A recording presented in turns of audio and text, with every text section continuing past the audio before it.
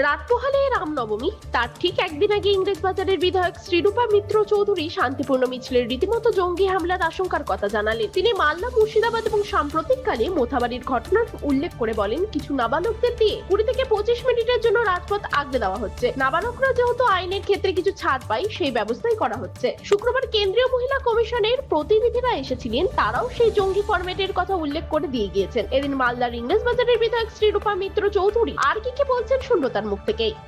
Politics চলে।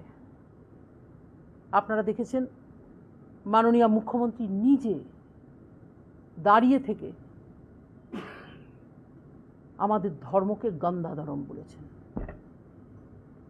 এটা কলকাতার বুকে হচ্ছে, এটা অ্যাপিজমেন্ট। এই অ্যাপিজমেন্ট পলিটিক্সটা আমাদের পশ্চিম বাংলায় একটা মোমেন্টাম নিয়ে নিয়েছে। আর যখনই সেই মোমেন্টাম গেইন করেছে, যে স্পিড, যে ইন্টেন্সিটিতে সেটা চলছে, তত তাড়াতাড়ি আমরা দেখতে পাচ্ছি আতঙ্কি হামলা, জঙ্গি হামলা। না হলে পরে এত বোম, এত অ্যামিউনিশন, এত আর্মস কোথা থেকে আসছে, কেন আসছে? আমি আশঙ্কা করছি, আপনাদের মাধ্যমে জানাচ্ছি, পুলিশ প্রশাসনের কাছে আবেদন করছি, আগামীকাল রামনবমী উপলক্ষে মালদা এবং মুর্শিদাবাদে শুধু আমাদের পুলিশ, শুধু আমাদের সিভিক নয়, দরকার হলে প্যারামিলিটারি ফোর্স, তাদেরকে নামান। মানুষকে প্রোটেকশন দিতে হবে। এই যে জঙ্গি হানা হতে পারে, এই আশঙ্কা জানিয়ে কি আপনি কাউকে চিঠি দিয়েছেন, কাউকে জানিয়েছেন? আমি আজকে এই বিষয় নিয়ে মাননীয় প্রধানমন্ত্রী, স্বরাষ্ট্রমন্ত্রী, রাজ্যের মুখ্যমন্ত্রী, জেলার ডিএম এবং এসপি, তাকে লিখিতভাবে আমি আজকে চিঠি দিচ্ছি। আগামীকালের জন্য আমাদের কমব্যাট ফোর্স যেন পূর্ণ মাত্রায় রেডি থাকে, আমরা যেন সিভিক পুলিশদের লাইফকে এন্ডেঞ্জার না করে দিই।